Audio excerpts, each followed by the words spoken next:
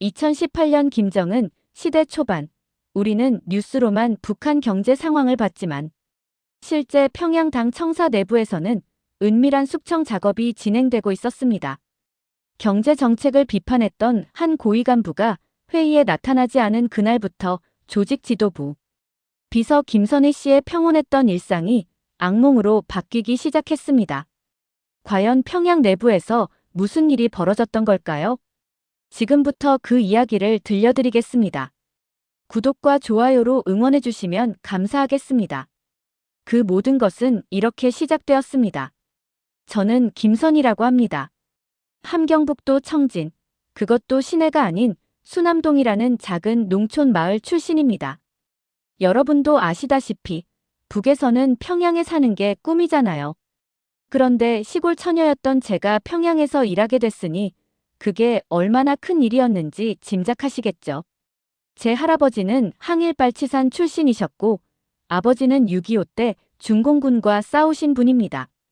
그 덕분에 성분이 좋아서 김일성 종합대학 문학부에 들어갈 수 있었어요.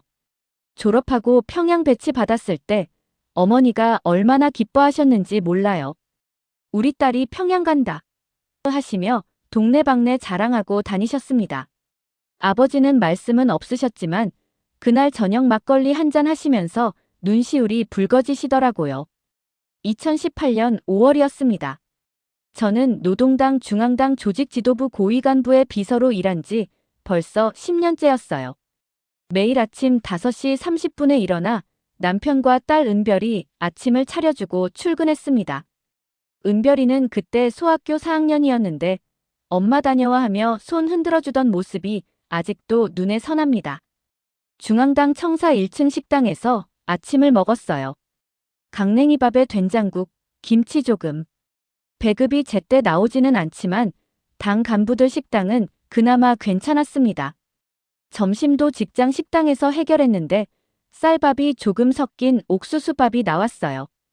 우리 시골 친정에서는 그것도 못 먹는데 평양은 그래도 낫다고 생각했습니다. 저녁은 제가 장마당에서 사온 재료로 만들었어요. 두부 한 모, 김치, 가끔 감자나 무. 남편이 기계공장에서 야근할 때가 많아서 은별이와 단둘이 밥 먹는 날이 많았습니다. 엄마, 오늘 반찬 뭐야? 하며 까르르 웃던 딸아이 얼굴이 지금도 잊혀지지 않습니다. 제 일은 주로 문서 정리와 타자였어요. 회의록 정리하고 지시문 타자치고 자료 보관하는 일. 조용하고 꼼꼼한 성격이라 상급 간부들이 저를 믿어주셨습니다.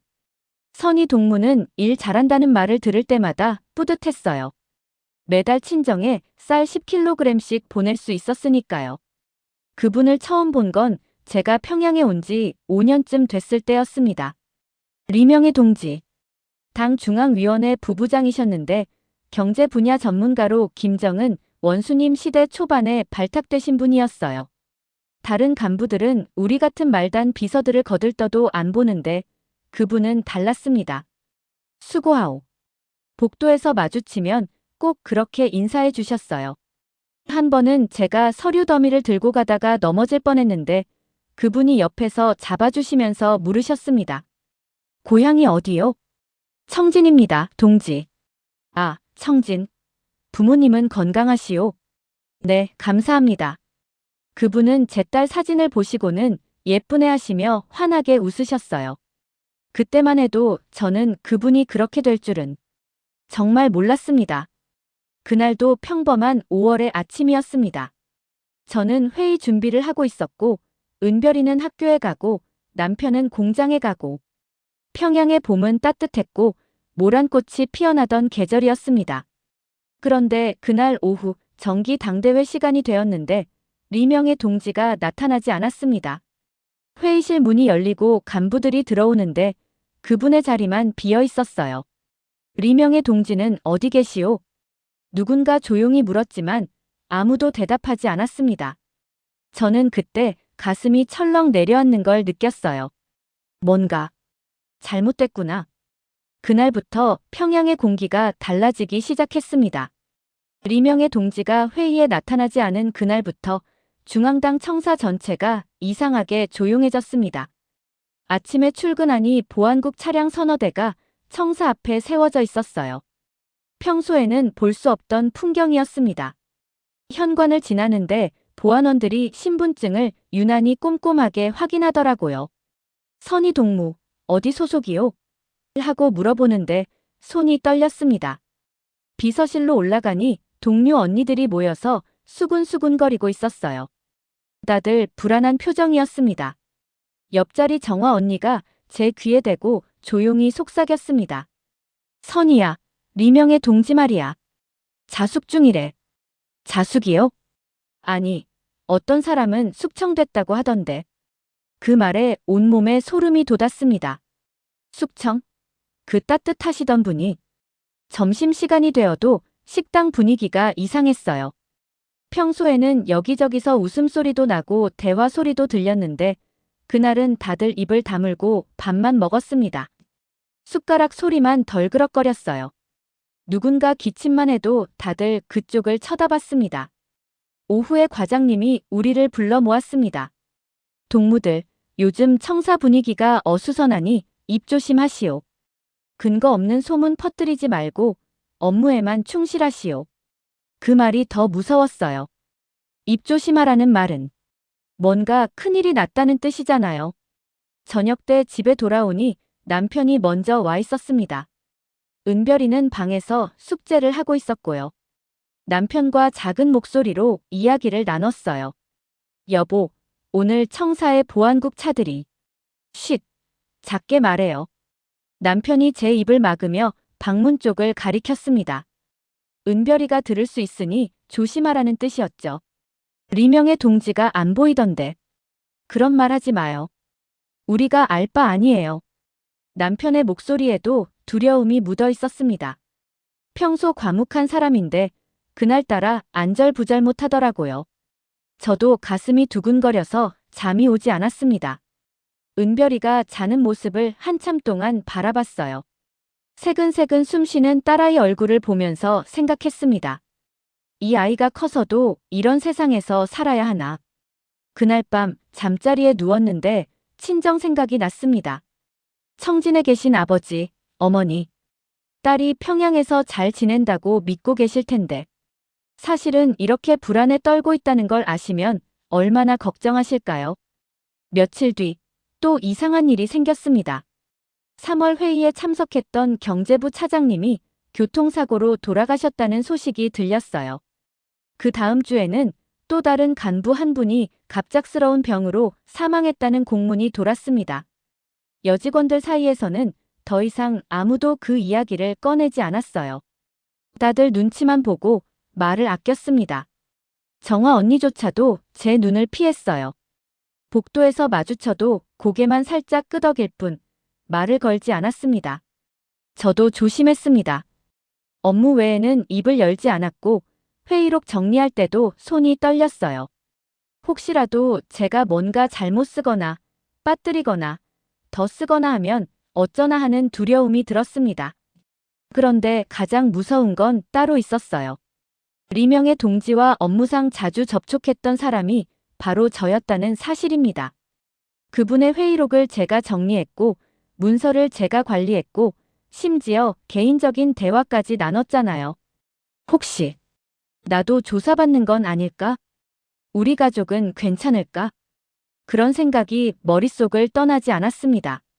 출근길에도 타자를 칠 때도 집에 돌아와서도 계속 그 생각뿐이었어요. 어느 날 밤 은별이가 갑자기 물었습니다. 엄마, 요즘 왜 그래? 얼굴이 안 좋아. 아니야, 엄마 괜찮아. 그냥 좀 피곤해서 그래. 엄마, 나 무서워. 왜? 무슨 일 있어? 몰라. 그냥 무서워. 10살짜리 아이도 느낄 만큼 평양 전체에 이상한 기운이 흐르고 있었습니다. 뭔가 잘못되고 있었어요. 그리고 저는 그 한가운데 서 있었습니다. 그날 밤도 잠을 이루지 못했습니다. 천장을 바라보며 생각했어요. 이제 어떻게 되는 걸까?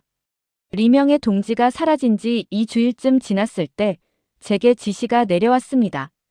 선희 동무 3월부터 5월까지 회의록을 다시 정리하시오. 빠진 거 없는지 잘못된 거 없는지 꼼꼼히 확인하시오. 가슴이 철렁 내려앉았어요. 회의록을 다시 확인하라는 건 뭔가 문제가 있다는 뜻이잖아요. 저는 떨리는 손으로 문서고에서 회의록 철을 꺼냈습니다. 3월 15일 회의록.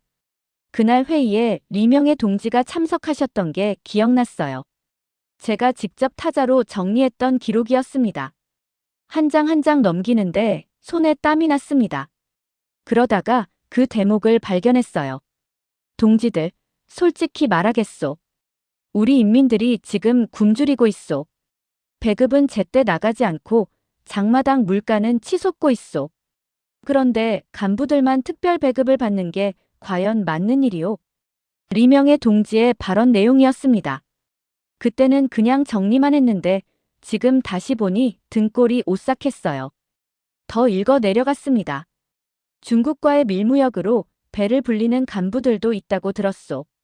인민은 굶어 죽는데 간부들만 잘 살면 이게 우리가 말하는 혁명이요? 이게 사회주의요? 회의실이 조용해졌다고 기록되어 있었어요. 그날 분위기가 얼마나 무거웠는지 저도 기억이 났습니다. 다들 아무 말도 하지 못했어요. 그리고 그날 회의가 끝나고 나서 복도에서 리명의 동지를 마주쳤던 일도 떠올랐습니다. 그분이 저를 부르시더니 조용히 물으셨어요. 선희 동무, 청진 부모님께 쌀 보낸다며? 네, 동지. 한 달에 한 번씩 보내드립니다. 효녀로구만. 그분은 잠시 멈칫하시더니 제 눈을 똑바로 보시며 말씀하셨습니다. 근데 말이요, 선희 동무. 이 체제가 과연 당신 딸 세대까지 갈 것 같소? 그 말에 저는 얼어붙었어요. 뭐라고 대답해야 할지 몰랐습니다. 동지, 그게 무슨... 잘 생각해 보시오. 당신 딸아이가 커서도 이런 세상에서 살아야 할지.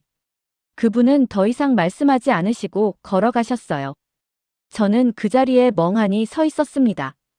가슴이 두근거리고 머리가 어지러웠어요. 지금 생각해보면 그게 리명의 동지가 제게 남긴 마지막 메시지였던 것 같습니다. 경고였는지 아니면 조언이었는지. 저는 그때 그 의미를 제대로 이해하지 못했어요. 회의록을 덮으며 참석자 명단을 확인했습니다. 15명. 그 중에서 제가 아는 분들이 몇 분 계셨어요. 경제부 차장님, 계획부 국장님, 선전부 과장님. 그런데 그분들 중 벌써 3분이 사고로 돌아가셨다는 소식을 들었습니다. 교통사고, 급성 심장마비, 계단에서 떨어졌다는 등. 다들 갑작스러운 죽음이었어요. 나도 그 명단에 있었다. 제가 회의록을 정리한 사람이니까 당연히 기록에 남아있을 거예요. 보안국에서는 이미 알고 있을 겁니다. 그날 저녁 집에 돌아와서도 밥맛이 없었어요. 은별이가 엄마, 왜 안 먹어? 하고 물어봤지만 목구멍으로 넘어가지 않았습니다. 은별이가 학교 숙제를 보여줬어요. 그림 그리기 숙제였는데 김정은 원수님 초상화를 그렸더라고요. 엄마, 봐. 선생님이 잘 그렸다고 칭찬하셨어. 딸아이는 환하게 웃고 있었어요. 그런데 저는 그 그림을 보면서 눈물이 날 것 같았습니다. 이 아이가 커서도 이런 그림을 그려야 하나. 이 아이가 커서도 이런 세상에서. 리명의 동지의 말씀이 귓가에 맴돌았어요. 당신 딸아이가 커서도 이런 세상에서 살아야 할지. 그날 밤 남편이 잠든 뒤에도 저는 잠을 이룰 수 없었습니다. 어두운 천장을 바라보며 생각했어요. 정말로 이 체제가 은별이 세대까지 갈까? 아니, 그 전에 우리 가족은 무사할까? 다음 날 출근길, 청사 입구에서 보안원들이 또 신분증 검사를 했어요. 그들의 눈빛이 예전과 달랐어요. 더 날카롭고 더 의심스러워 보였습니다. 저는 그날 처음으로 깨달았습니다. 우리 가족도 위험하다는 것을. 그리고 이제는 선택을 해야 할 때가 왔다는 것을. 하지만 어떤 선택을? 어디로 가야 하나요? 아직은 아무것도 결정할 수 없었습니다. 그날은 6월 5일 새벽이었습니다. 아직 해가 뜨기 전이었어요. 똑똑똑. 현관문 두드리는 소리에 잠에서 깼습니다. 시계를 보니 새벽 6시. 이 시간에 누가 올 리가 없는데. 가슴이 덜컥 내려앉았어요. 남편이 먼저 일어나 문을 열었습니다. 그리고 저는 그들의 목소리를 들었어요. 김선희 동무 계시오? 보안원이었습니다. 2명이 서 있었어요. 검은색 인민복을 입고 표정 없는 얼굴로. 네. 제가 김선희입니다. 떨리는 목소리로 대답했어요. 은별이가 잠에서 깨서 방문을 열고 나왔습니다. 엄마, 저 사람들 누구야? 딸아이 얼굴에 공포가 서려 있었어요. 10살짜리 아이도 본능적으로 아는 겁니다. 보안원이 집에 오면 좋지 않은 일이 생긴다는 걸. 괜찮아, 은별아. 엄마 곧 올게. 보안원 중 한 명이 말했습니다.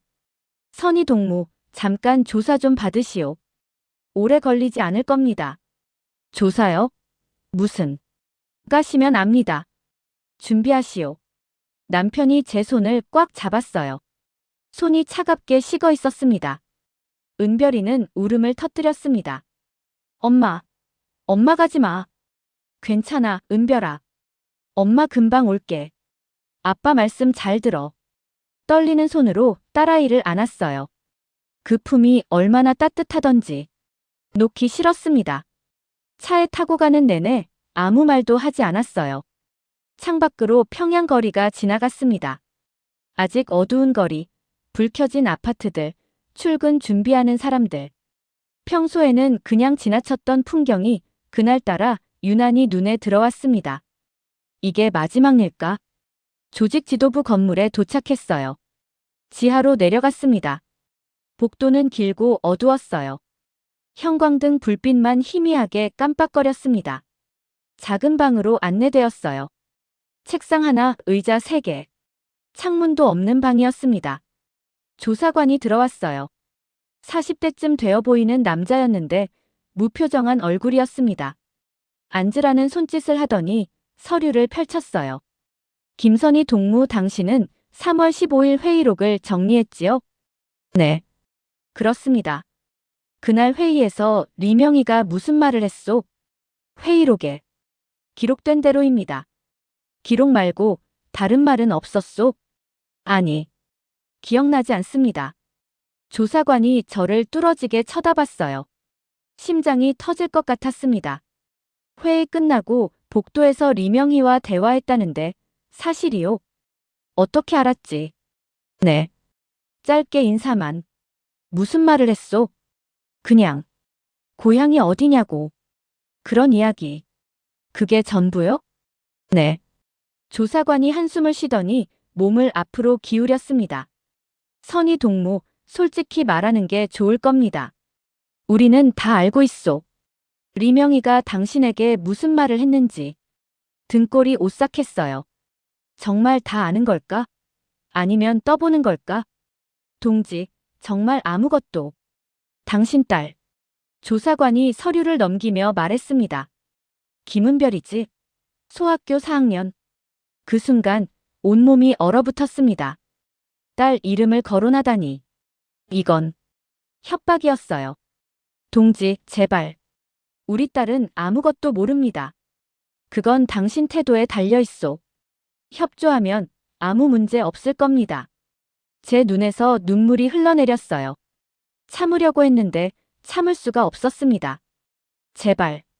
우리 딸만은. 조사는 서너 시간 계속되었어요. 같은 질문을 반복하고 같은 대답을 했습니다. 나중에는 머리가 멍해지고 입술이 바짝 말랐어요. 오후가 되어서야 풀려났습니다. 선희 동무, 오늘 이야기는 누구에게도 하지 마시오. 당신 가족을 위해서도. 집으로 돌아오는 길, 다리에 힘이 풀려서 걷기가 힘들었어요. 현관문을 열자 은별이가 달려왔습니다. 엄마. 딸아이를 꼭 안았어요. 따뜻한 체온이 느껴졌습니다. 이 아이를 지켜야 해. 남편이 조용히 물었습니다. 무슨 일이었소? 저는 남편 귀에 대고 아주 작은 목소리로 속삭였습니다. 여보, 우리 나가야 해요. 뭐? 어디로? 남쪽으로. 은별이라도 살려야죠. 남편의 얼굴이 창백해졌습니다. 하지만 고개를 끄덕였어요. 남편도 알고 있었던 겁니다. 우리 가족이 위험하다는 것을. 그날 밤 저는 결심했습니다. 죽을 각오로 이 땅을 떠나기로. 은별이를 위해서라도 우리는 살아야 했습니다. 조사를 받고 며칠 뒤 저는 청진에 사는 옛 친구에게 조심스럽게 연락했습니다. 평양에서 청진까지 기차로 하루 걸리는 거리였지만 그 친구만이 브로커를 알고 있었어요. 선이야. 정말 가려고? 응. 더 늦으면 안 돼. 알았어. 내가 연락해볼게. 사흘 뒤 친구에게서 답이 왔습니다. 한 사람당 5,000달러. 3명이면 15,000달러였어요. 평생 모은 돈으로도 부족했지만 남편이 공장 기계를 몰래 팔아서 마련했습니다. 여보, 이제 돌아올 수 없어요. 알아요. 그래도 가야죠. 은별이 때문에라도. 6월 15일, 우리는 청진행 기차에 올랐습니다. 명목은 친정 부모님 문병이었어요. 진짜로 어머니가 편찮으시다고 거짓 진단서를 만들었습니다. 기차 안에서 가슴이 터질 것 같았어요. 보안원들이 객차를 돌아다니며 신분증을 검사했습니다. 서류 보여주시오. 떨리는 손으로 신분증과 여행증명서를 내밀었어요. 은별이는 제 품에 안겨서 숨도 크게 쉬지 못했습니다. 어디 가시오? 친정입니다. 어머니가 편찮으셔서. 보안원이 서류를 유심히 보더니 돌려줬어요. 그 순간 온몸의 긴장이 풀려서 식은땀이 흘렀습니다. 20시간을 달려 청진에 도착했습니다. 역 앞에서 브로커가 우리를 기다리고 있었어요. 40대쯤 되어 보이는 남자였는데 눈빛이 날카로웠습니다. 돈 준비했소? 네. 오늘 밤 12시 수남천 다리 아래로 오시오. 늦지 마시오. 브로커는 그 말만 남기고 사라졌어요. 수남천. 제가 어릴 때 뛰어놀던 그 개울이었습니다. 여름이면 물고기 잡으러 가던 곳, 친구들과 물장난하던 곳.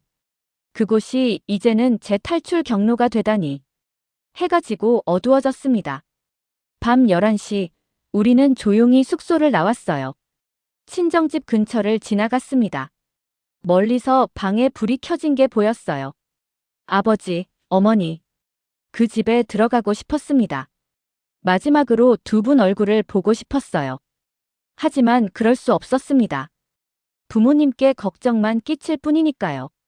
어머니, 불효를 용서하세요.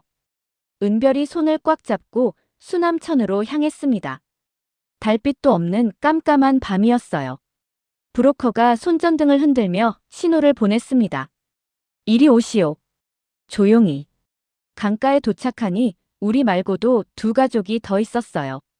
모두 아이들을 데리고 있었습니다. 아무도 말하지 않았지만 다들 같은 표정이었어요. 두려움과 절박함. 지금부터 조용히 하시오. 경비병이 이 근처를 순찰합니다. 소리 한번 잘못 내면 우리 모두 끝입니다. 브로커의 말에 모두 입을 다물었어요. 은별이가 떨고 있었습니다. 제가 딸아이를 꼭 안았어요. 은별아, 엄마가 있어. 조용히만 하면 돼. 멀리서 발소리가 들렸습니다. 경비병이었어요. 손전등 불빛이 강변을 훑고 지나갔습니다. 우리는 풀숲에 엎드려 숨을 죽였습니다. 30m, 20m. 경비병이 점점 가까워졌어요. 은별이가 기침을 하려는 게 느껴졌습니다. 저는 황급히 딸아이 입을 막았어요. 쉿. 가슴이 터질 것 같았습니다. 경비병이 바로 옆을 지나갔어요. 담배 냄새가 났습니다. 몇 초인지, 몇 분인지 알 수 없었어요. 시간이 멈춘 것 같았습니다. 경비병이 지나가자 브로커가 속삭였습니다. 지금이요. 빨리. 우리는 강으로 뛰어들었어요. 6월인데도 물이 차갑고 얼음처럼 느껴졌습니다. 은별이를 업고 남편이 제 손을 잡았어요. 강물이 허리까지 차올랐습니다. 돌에 발이 미끄러졌지만 계속 나아갔어요. 뒤돌아볼 수 없었습니다. 앞만 보고 중국 쪽만 바라보고 걸었습니다. 10분쯤 걸었을까요? 드디어 반대편 강둑에 도착했습니다. 중국 땅이었어요. 브로커가 말했습니다. 축하하오. 이제 당신들은 자유요. 하지만 저는 전혀 기쁘지 않았습니다. 뒤를 돌아보니 북한 땅이 어둠 속에 잠겨 있었어요. 저곳에 제 부모님이 계십니다. 제가 나고 자란 고향이 있습니다. 은별이에게 속삭였습니다. 은별아, 이제 우린 조국 없는 사람들이야. 딸아이가 울먹였습니다. 엄마, 할아버지, 할머니는? 미안해, 은별아. 그날 밤 우리는 조국을 버렸습니다. 아니, 조국이 우리를 버렸습니다. 두만강을 건너 중국 땅에 도착했을 때 저는 자유를 얻었다고 생각했습니다. 하지만 그건 착각이었어요. 브로커가 우리를 연변 어느 농촌 마을로 데려갔습니다. 조선족이 사는 동네였는데 낮은 담장에 작은 집들이 늘어서 있었어요. 여기서 숨어 지내시오. 밖에 절대 나가지 마시오. 중국 공안에게 잡히면 북송됩니다. 북송되면 뭐가 기다리는지 아시겠죠? 브로커의 말에 온몸이 오싹했어요. 북송. 그건 정치범 수용소를 의미했습니다. 우리가 묵게 된 집은 조선족 할머니 한 분이 사는 곳이었어요. 70대쯤 되어 보였는데 주름진 얼굴에 온화한 눈빛을 가진 분이었습니다. 어서들 오세요. 힘들었제? 그분의 사투리가 귀에 익었어요. 함경도 사투리였습니다. 할머니, 저희를 받아주셔서 감사합니다. 뭐가 고마워. 다 같은 핏줄 아니겠나. 할머니가 우리에게 따뜻한 옥수수죽을 끓여주셨어요. 며칠 만에 제대로 먹는 밥이었습니다. 은별이가 허겁지겁 먹는 모습을 보니 눈물이 났어요. 천천히 먹어, 은별아. 낮에는 집 안에만 있어야 했습니다.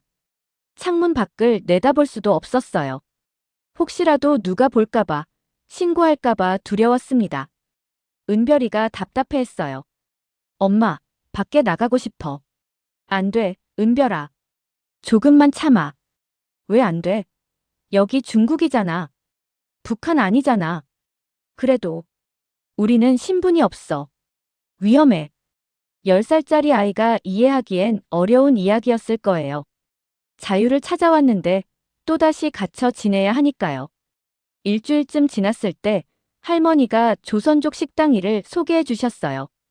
저는 설거지를, 남편은 근처 벽돌 공장에서 일하기로 했습니다. 신분증 없어도 되는 일이에요. 하루 3달러, 남편은 5달러 줄 겁니다. 하루 3달러. 평양에서는 상상도 못할 돈이었지만 여기서는 그게 우리가 받을 수 있는 전부였어요. 식당 일은 곧했습니다. 아침 6시부터 밤 10시까지 쉬지 않고 설거지를 했어요. 손이 튼살로 갈라지고 허리가 아팠습니다. 하지만 불평할 수 없었어요. 우리는 없는 사람들이니까요. 남편은 더 힘들었습니다. 벽돌 공장은 육체 노동이었어요. 저녁에 집에 오면 온몸이 흙먼지 투성이었고 손은 상처 투성이었습니다. 여보, 괜찮아요? 괜찮소. 이 정도는. 남편이 웃으려 했지만 눈에는 피로가 가득했어요. 그래도 우리는 버텼습니다. 은별이를 위해서라도 버텨야 했으니까요. 어느 날 옆집 할머니가 쌀 한 봉지를 몰래 갖다 주셨어요. 이거 가져가세요. 애가 굶으면 안 되제. 할머니, 이럴 수 없어요. 저희가 어떻게 됐어. 우리도 다 같은 민족 아니겠나. 나도 6.25 때 남쪽에서 올라온 사람이요. 할머니가 남쪽에서요? 그래. 피난 못 가고 북에 남았다가 나중에 중국으로 왔제. 그러니 당신 내 심정 알아. 할머니 이야기를 들으며 눈물이 났습니다. 6.25. 그때도 이렇게 많은 사람들이 헤어지고 떠나고 고생했었구나. 할머니, 감사합니다. 고마워할 것 없어. 언젠가 통일되면 우리 다 고향 가게 되겠제. 통일. 그 말이 가슴에 와 닿았어요. 과연 우리가 살아있을 때 통일을 볼 수 있을까요? 석 달쯤 지났을 때 한국 선교사님을 만났습니다. 할머니가 연락해 주신 분이었어요. 한국에 가고 싶으시죠? 네. 하지만 돈이 교회에서 돕겠습니다. 하나님의 인도하심입니다. 선교사님은 태국을 거쳐 한국으로 가는 루트를 설명해 주셨어요. 한 사람당 3,000달러가 더 필요했습니다. 염려 마세요. 교회 성도들이 헌금으로 돕기로 했습니다. 목사님, 정말 감사합니다. 꼭 갚겠습니다. 갚을 것 없어요. 하나님께 감사하세요. 그날 밤, 저는 처음으로 기도했습니다. 북한에서는 종교가 금지되어 있어서 기도해 본 적이 없었어요. 하지만 그날은 무릎을 꿇고 기도했습니다. 하나님, 있으시다면 우리 가족을 지켜주세요. 은별이를 지켜주세요. 중국에서의 5달. 그건 또 다른 지옥이었지만 동시에 희망을 배운 시간이기도 했습니다. 같은 핏줄의 도움, 믿음의 힘, 그리고 자유를 향한 간절함. 이제 우리는 다시 떠나야 했습니다. 한국으로, 진짜 자유가 있는 곳으로. 2018년 11월, 우리는 다시 짐을 쌌습니다. 이번에는 태국으로 가는 여정이었어요.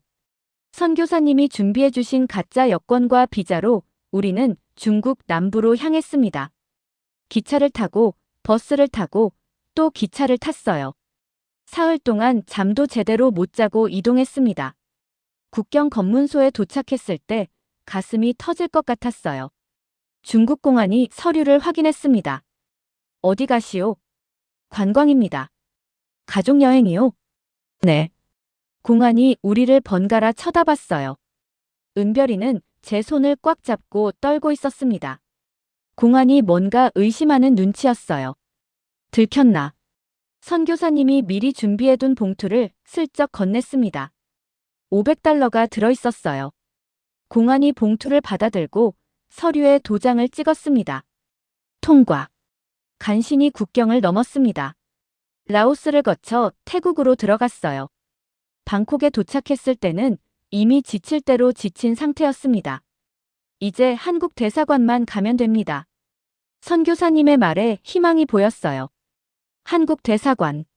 거기만 들어가면 우리는 안전합니다. 하지만 마지막 관문이 남아 있었어요. 대사관 앞에 도착했을 때 이상한 사람들이 서성이고 있었습니다. 중국인처럼 보이는 남자 둘이 대사관 입구를 지켜보고 있었어요. 저 사람들, 뭐 하는 거예요? 선교사님이 긴장한 목소리로 말했습니다. 중국 공안일 겁니다.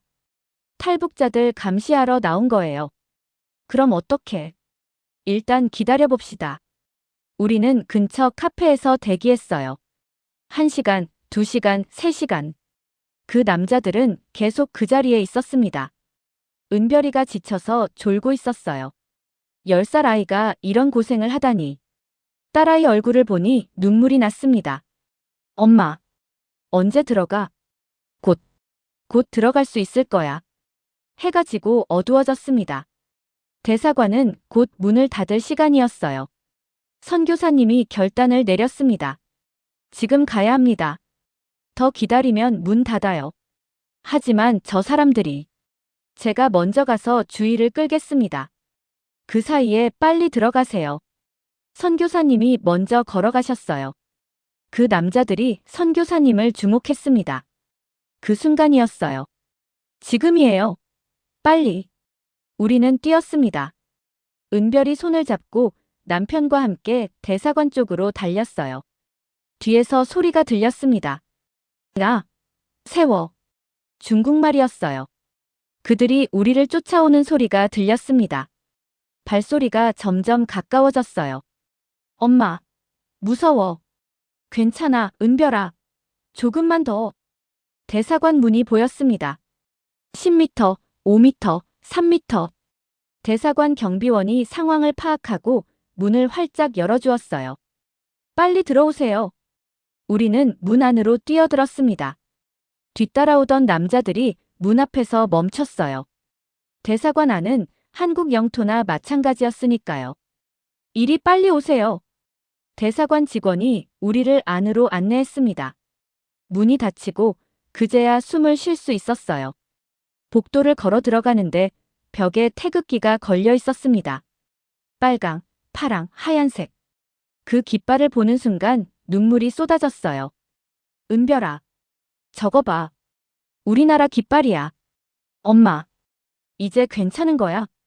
그래, 이제 괜찮아. 대사관 직원이 따뜻한 차를 내왔습니다. 고생 많으셨습니다. 이제 안전합니다. 그 말을 듣는 순간 그동안 참았던 감정이 터져 나왔어요. 두만강을 건넌 그날부터 중국에서 숨어 지내던 5달, 그리고 이 긴 여정. 모든 게 주마등처럼 스쳐 지나갔습니다. 남편도 울고 있었어요. 은별이도 엉엉 울었습니다. 우리는 한참 동안 그렇게 울었어요. 며칠 안에 한국으로 가실 수 있습니다. 비행기 표를 준비하겠습니다. 한국. 진짜 자유가 있는 곳. 우리가 그토록 꿈꾸던 곳. 창밖을 내다보니 방콕의 야경이 펼쳐져 있었습니다. 내 온사인이 반짝이고 차들이 오가고 사람들이 자유롭게 걸어다니고 있었어요. 곧 우리도 저렇게 자유롭게 살 수 있겠구나. 은별이가 물었습니다. 엄마, 한국에 가면 학교 갈 수 있어? 당연하지. 친구들도 많이 사귈 수 있고 공부도 마음껏 할 수 있어. 김정은 원수님 그림 안 그려도 돼. 그 말에 웃음이 났어요. 슬프면서도 웃긴 질문이었습니다. 안 그려도 돼, 은별아. 이제 내가 그리고 싶은 거 그리면 돼. 딸아이가 환하게 웃었습니다. 오랜만에 보는 진짜 웃음이었어요. 일주일 뒤, 우리는 인천행 비행기에 올랐습니다. 창문으로 구름이 보였어요. 하얀 구름 위로 해가 떠오르고 있었습니다. 새로운 시작이었습니다. 2018년 12월, 우리는 인천공항에 도착했습니다. 비행기에서 내려 입국장을 걸어가는데 다리가 후들거렸어요. 한국 땅. 처음 밟는 자유의 땅. 믿기지 않았습니다. 공항 밖으로 나오니 추운 겨울이었지만 가슴은 따뜻했어요. 여기서는 누가 감시하지 않습니다. 누가 신고하지 않아요. 우리는 이제 자유롭습니다. 하나원에서 3달 동안 교육을 받았습니다. 한국 사회에 적응하는 법, 취업하는 법, 은행 사용하는 법. 모든 게 새로웠어요. 가장 놀라웠던 건 편의점이었습니다. 24시간 문을 열고 물건이 그렇게 많다니. 북한에서는 상상도 못할 일이었죠. 처음 편의점에 갔을 때 한참 동안 멍하니 서 있었어요. 이게 다 진짜예요? 직원이 웃으며 말했습니다. 네, 필요한 거 있으면 말씀하세요. 인터넷도 신기했습니다. 집에서 북한 소식을 검색할 수 있다니. 정보가 이렇게 자유롭게 흐른다니. 처음엔 무서웠어요. 혹시 보안국에서 알까봐. 하지만 여기서는 괜찮았습니다. 은별이는 한국 초등학교에 입학했어요. 처음엔 말투가 달라서 힘들어했지만 곧 적응했습니다. 엄마, 친구들이 잘해줘. 공부도 재밌어. 딸아이가 웃는 모습을 보니 눈물이 났어요. 이 웃음을 지켜주려고 우리가 그 모든 걸 견뎠구나. 남편은 공장에 취직했고 저는 작은 식당에서 일하기 시작했습니다. 정착 지원금으로 전셋집도 얻었어요. 작지만 우리 가족만의 공간이었습니다. 김치를 담그는데 맛이 북한과 달랐어요. 그래도 같은 민족 음식이니까. 그게 고마웠습니다. 하나원 교육을 마치고 얼마 뒤 국정원에서 연락이 왔습니다. 조사를 받으러 오라고 했어요. 조사실에 들어가니 중년 남자 직원이 앉아 있었습니다. 선희 씨, 평양에서 조직 지도부 비서로 일하셨죠? 네. 리명희에 대해서 아는 거 말씀해 주세요. 그 이름을 듣는 순간 가슴이 철렁했어요. 리명희 동지. 제가 탈북하게 만든 사건의 중심에 있던 그분. 그분은 좋은 분이었습니다. 말단 직원에게도 친절하셨고. 그분의 최후에 대해 알고 계십니까? 아니요. 사라지셨다는 것만. 직원이 한숨을 쉬더니 말했습니다. 2018년 6월 20일 평양 외곽 비밀구역에서 공개 총살되었습니다. 숨이 막혔어요. 공개 총살. 그렇게 따뜻하시던 분이. 죄목은 반당 반혁명 행위였습니다. 경제 정책을 비판하고 최고 지도자를 모독했다는 이유였죠. 그분은 그저 인민을 걱정하신 것뿐인데 북한에서는 그게 죄가 됩니다. 직원이 서류를 보여주었어요.